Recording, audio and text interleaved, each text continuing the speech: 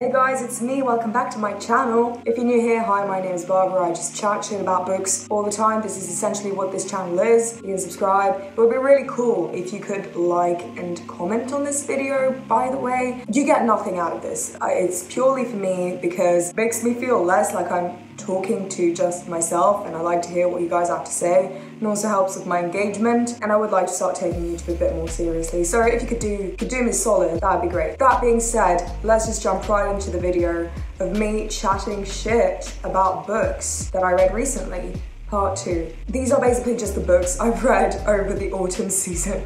Alright, let's get started. Alright, so the first book that I'm going to be talking about is At the Existentialist Cafe by Sarah Bakewell. Now, this is pretty self-explanatory. It is just a non-fiction book that goes over the existentialist philosophers. So mainly Sartre and Simone de Beauvoir, and Heidegger makes an appearance. Being real with you, this is very, very simple. It's very much an existentialism for dummies.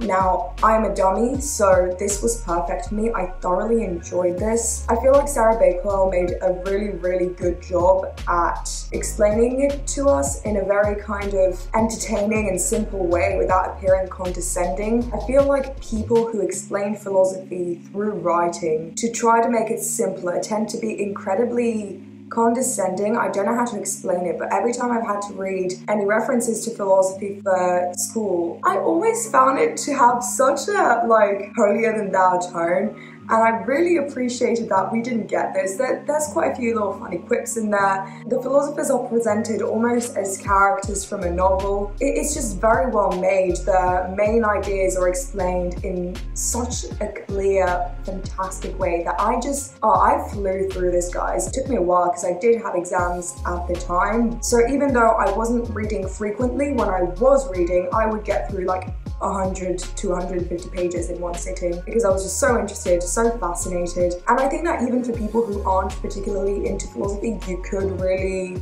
enjoy this. A few things that I already knew, but I definitely learned a lot from this. I would recommend it 100%. There's also a lot of pictures and historical facts about the philosophers' lives, a lot of complex ideas that are just broken down in very simple ways, really. Absolutely fantastic. If you do read it, let me know. Next book that I read is a pretty chunky one, to be honest. Leonardo da Vinci, the biography.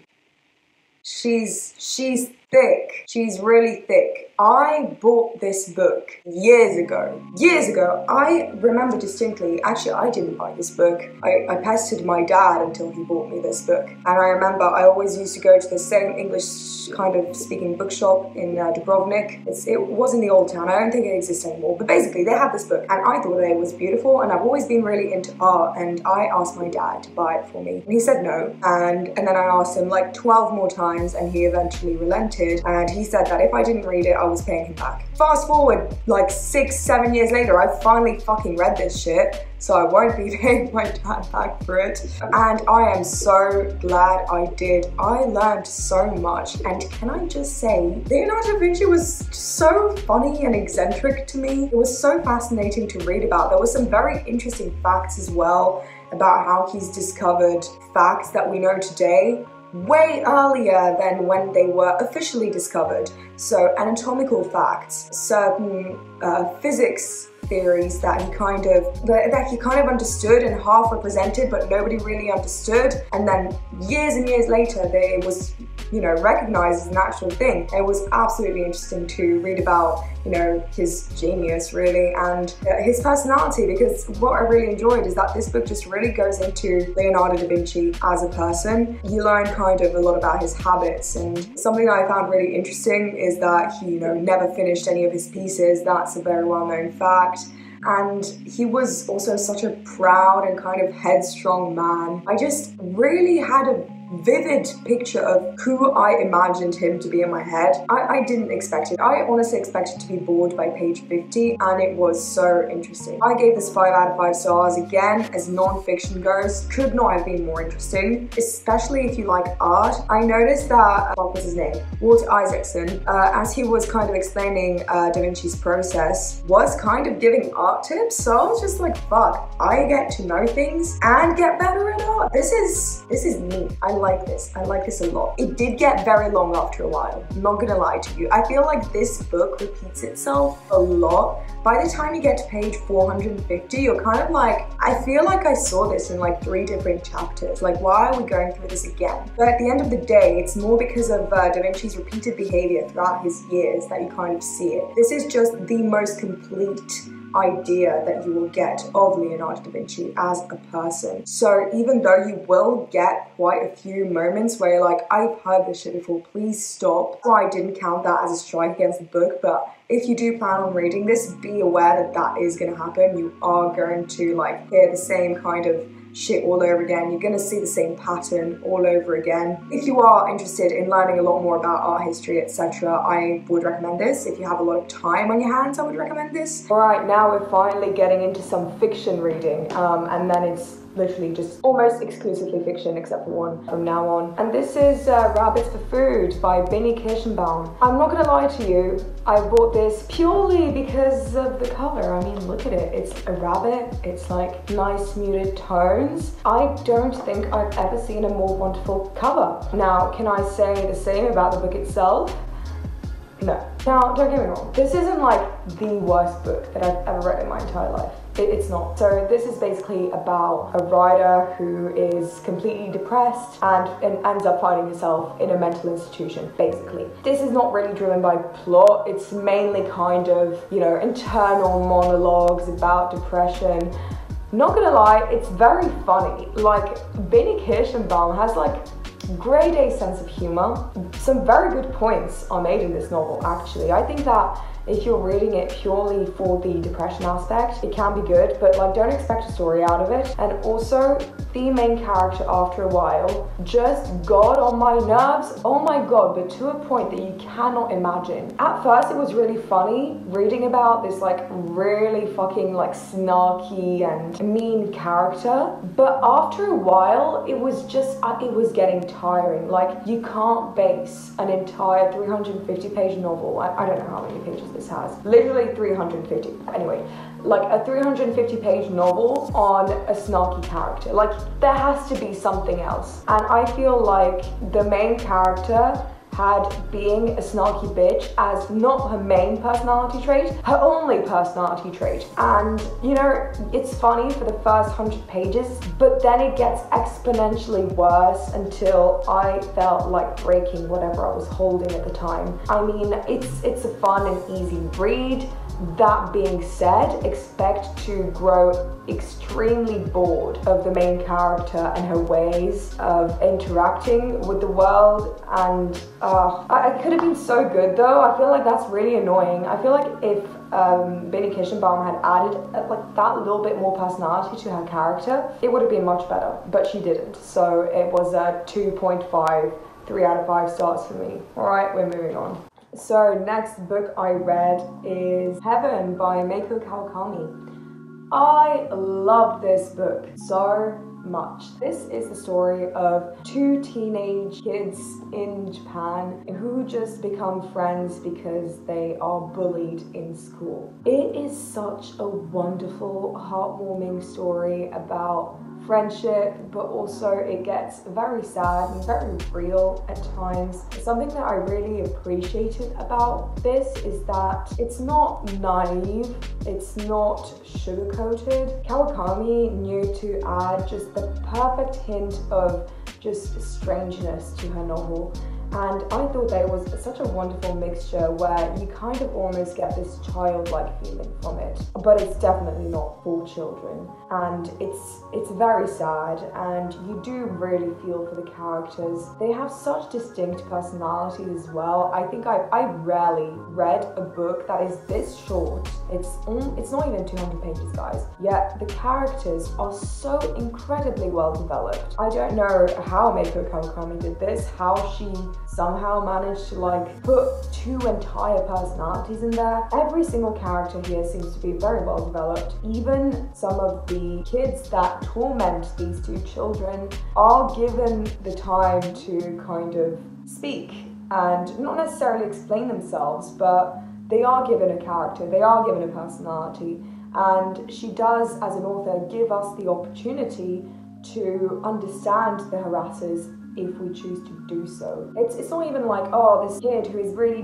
being mean had this terrible childhood and that's why he's acting out in this way. It's a very cynical view of human behavior. And I'm ranting now, but I just found this to have a very basic, easy storyline and turn it into something that I've never seen before, with fleshed out characters, interesting ideas. It doesn't matter what you're writing about, it matters how you write about this, because obviously Meiko Kawakami isn't the first author to have written about two kids being bullied, right?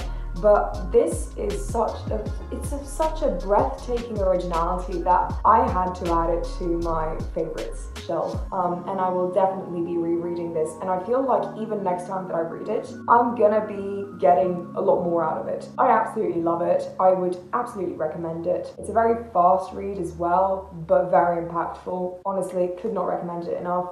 You should definitely go read it. Next book that I read is non-fiction and also a new favorite. I told you guys I got lucky. Anyway, so it is Walk Through Walls by Marina Abramović. She is a Serbian performance artist. If you guys do not know her, she basically got famous by standing in a gallery and basically there was a piece of paper in front of her saying, "Hey guys, I take full responsibility as to what is about to happen to me. You can do whatever the fuck you want." So there was a table with, I don't know, like flowers, like new clothes, I think a camera, and you know, people could, you know, change her clothes and take pictures of her, with her, give her a flower, whatever the fuck. But also there were razor blades, knives, and even a loaded gun. And for the first few hours of her performance, people were being really nice to her and doing just that, you know, taking pictures with her, giving her flowers. But after a while, people started undressing her, people started cutting her with the razor blades. A man even held the loaded gun to her temple. And this is basically the performance that made her famous. Now, I'm gonna have to give you guys a fair warning. I loved this, but she's a little bit mad. Now, I respect her for it. She's crazy. But you know what? That is why I think I enjoyed her memoir so much, because she speaks with such conviction. I don't know, she just seems so genuine. Now, I'm almost certain this is ghostwritten, but you know what? I'm gonna push this to anyone who will want to read it. I've heard a few people say that it's pretentious. I don't think that it's pretentious. She's just talking about what she's done. And if people think that's bragging, okay, sure, but I mean, she's just, you know, talking about her life. That's the point of the memoir. And she's lived a very interesting life. And something that I found also quite appealing about this is that her life was interesting, mainly because she made it interesting herself. A lot of memoirs that you read about people who had very chaotic and crazy lives, generally that happens to them because of factors outside of their control, whereas Marina Abramović really did kind of make her life interesting herself. Honestly, I think that there are a lot of life lessons to be learned from this as well. I have so much admiration for the woman, and it has been multiplied by reading her memoir, and I cannot recommend it enough. But again, be aware that she's a bit mad. So if you're someone who's like overly rational, you might not enjoy it. Next book I will be talking about is The Unbearable Lightness of Being by Milan Kundera. Now, this book is pretentious, okay? There's no other way to put it. But that being said, I absolutely loved it, okay? I don't give a fuck.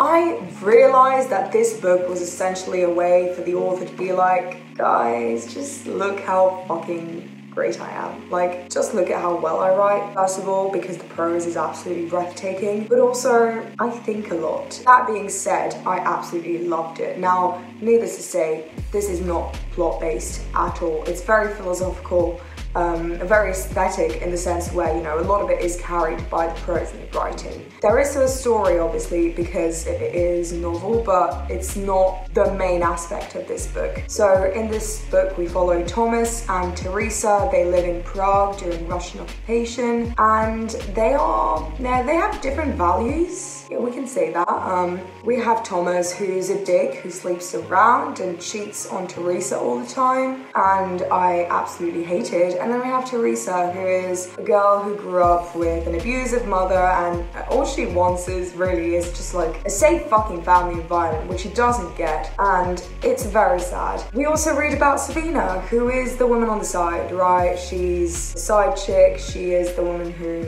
doesn't really give a fuck and doesn't really have any values or morals when it comes to relationships, or at least she has different values and morals. And it was very interesting reading from all these 3 points of view, and you get to really kind of dig through the character's mindset and understand them. Sometimes I kind of found myself almost understanding Thomas and being like, oh yeah, true. And then I would kind of catch myself and be like, no, actually, I still hate you. When it comes to the philosophical aspect, absolutely wonderful. Gave me a lot to think about. Very heavily annotated. I feel like this book is an annotation experience. If you want to annotate, find a book that you will enjoy scribbling in the margins of, this one is a good one. The next book that I read is How Do You Live by Genzaburo Ishiguro. This is a very cute story, alright? It's about a young boy who learns life lessons from his uncle, basically. And he learns a lot of, what we consider to be important values through very childish experiences in a way.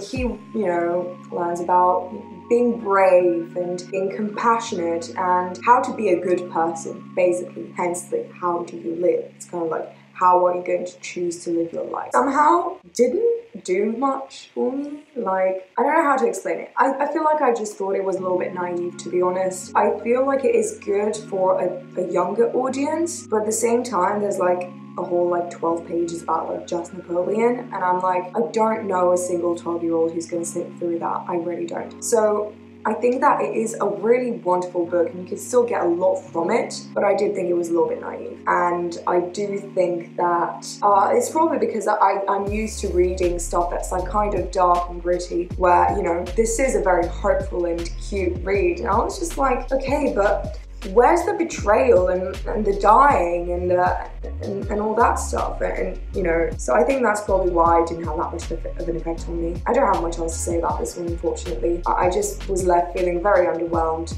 So yeah, it's sad. I really thought I was going to love this as well, so I don't fucking know. Next book that I read was a reread. It's Memoirs of a Geisha.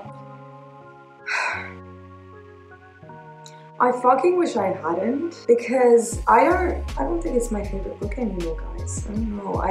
I just saw so much problematic shit that went over my head the first time that I read it. And I always knew that Arthur Golden was a sleazy bitch who kind of recycled a story that a geisha had told him. But also it just felt a lot more like Orientalist trash than it had the first 7 times I read it. Now, this book will always have a special place in my heart. I will always love it, but at the same time, I cannot recommend it anymore. And that's why I'm discussing it in this video, because for those of you who have been here for a while, you will know that I have never shut the fuck up about this book. And while I will never be able to detach myself from it, as it is so important to me, I will no longer be recommending it to you guys. Okay, I'm gonna have to hurry on because I've been talking for 1,001 years and we're not even done. So, the next book that I read is Pandora's Jar by Natalie Haynes. Please read this now. Please read this now. Right now, for those of you who don't know, I am in my classics phase, right? So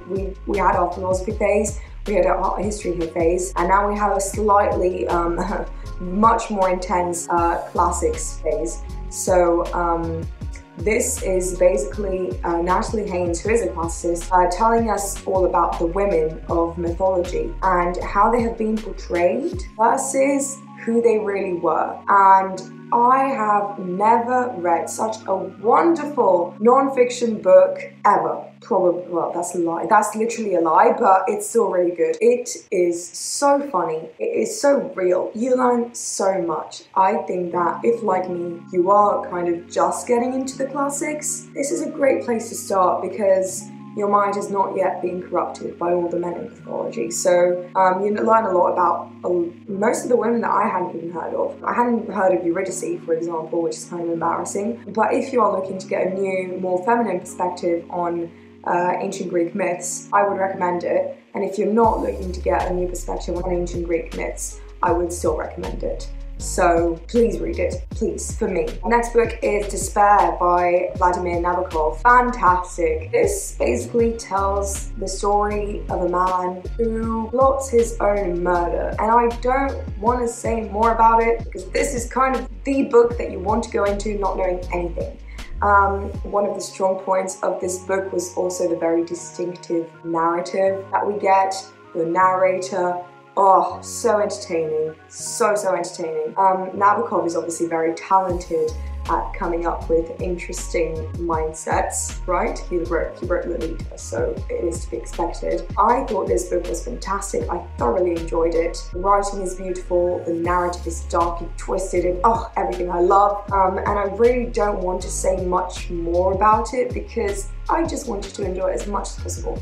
So please go pick this up if you have the time. It's also a very good place to start if you're looking to get more into Russian literature. It's not that hard to get through, I promise. It is quite slow, not gonna lie to you, but the way it is written, it just makes up for it. The writing in itself is entertaining, so definitely something that I loved and enjoyed so much. I would love to know if you have read it because I haven't heard a lot of people talk about it, so if you've read it, let me know what you think. And finally, the last book that I'm gonna be talking about, the Iliad by Homer. Now I see you. Barbara, haven't you already read the Iliad?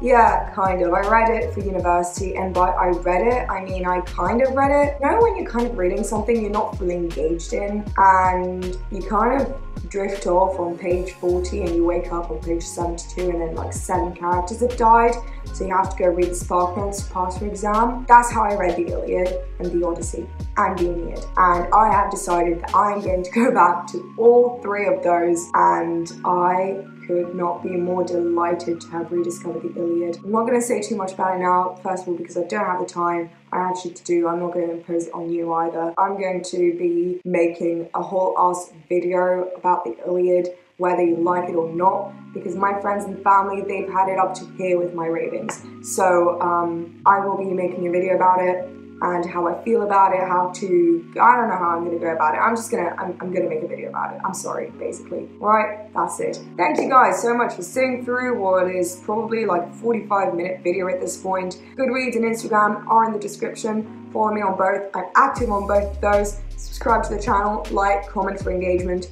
Please, counting on you. I will try and post soon, and before I make this video any longer than it has to be, I'll say goodbye to you guys now, okay? I will see you hopefully soon. Okay, cool. Bye-bye.